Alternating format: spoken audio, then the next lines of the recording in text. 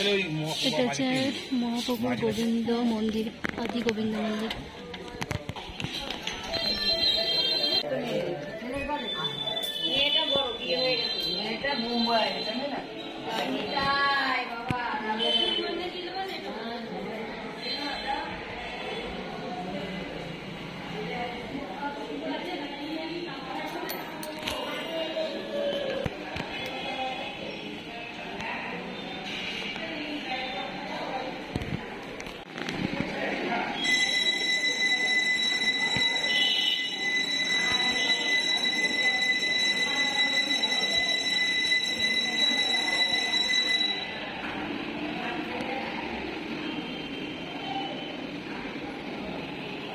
যদি কারো লেখাগুলো পড়তে প্রবলেম হয় মানে তাড়াতাড়ির জন্য, তাহলে তারা একটু স্ক্রিনশট নিয়ে তারপর লেখাগুলো করে নিও।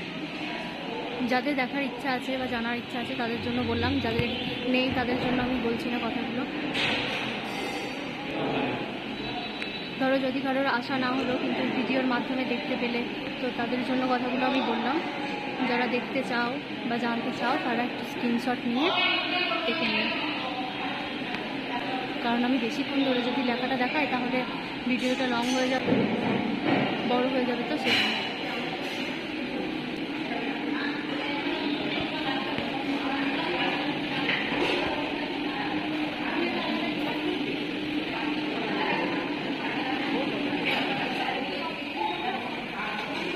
এই দিকটাতে ভোগ রান্না হচ্ছে।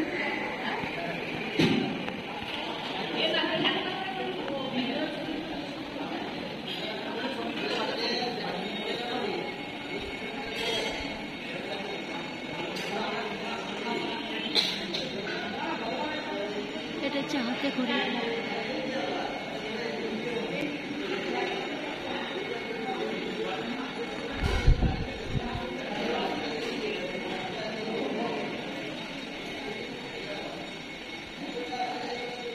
প্রথমে এগুলো দেখে দিই, তারপরে মন্দিরের ওখানে দেখাবো সামনে।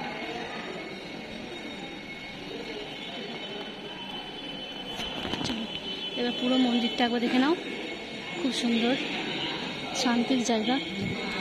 ওইখানে একটা মাতাজি, দুটো মাতাজি আমার সাহায্য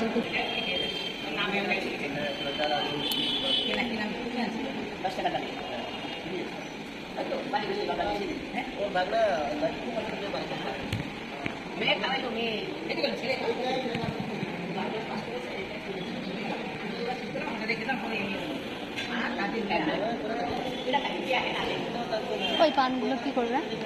হ্যাঁ, পানগুলো কি করবেন? ভোগ হবে মায়ের 9টা করে পান, 9টা করে পান, 4বার ভোগ হয়, 4 নং 36টা পান, 4 বারে 36টা। হ্যাঁ এগুলো হ্যাঁ 9টা করে। এই পানগুলো হচ্ছে বাবার ভোগ হবে, তো 4 বার ভোগ হয়, 9টা করে পান লাগে, 4 9 36, 36টা পান লাগে। তো বাবার ভোগের জন্য এই পানগুলো সাজা হচ্ছে।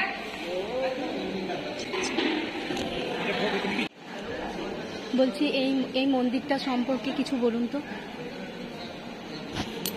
মন্দিরের বক্তব্য হচ্ছে কি, আজ থেকে 99 বছর আগে ইম্ফলের এক সাধু বাবা, তার নাম হচ্ছে ভুবনেশ্বর সাধু, তাকে স্বয়ং মহাপ্রভু স্বপ্ন দেয়। সেই স্বপ্নের আদেশে তিনি বলেন যে তুমি গোবিন্দ মন্দিরের সৃষ্টি করো। ওই ভুবনেশ্বর সাধু বাবাকে তিনি স্বপ্ন দিয়ে এই কথাটা বলেন। তারই এই স্বপ্নের কল্পে এই মন্দির